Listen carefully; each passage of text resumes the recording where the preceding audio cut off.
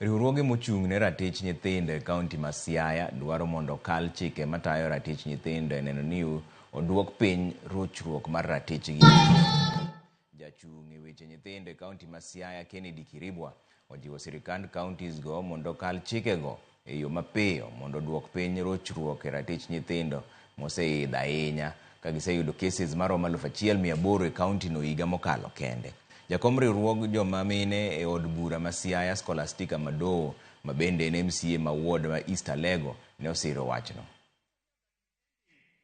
In the next 2 weeks, the Director of Children's Services received a total of 1,806 cases that were reported in our offices where the rights of the children had been trampled on. So among the 1,806 that I've talked about, 660 neglect, 151 abandoned children, 83 children defilement, and 23 children emotional abuse, among others.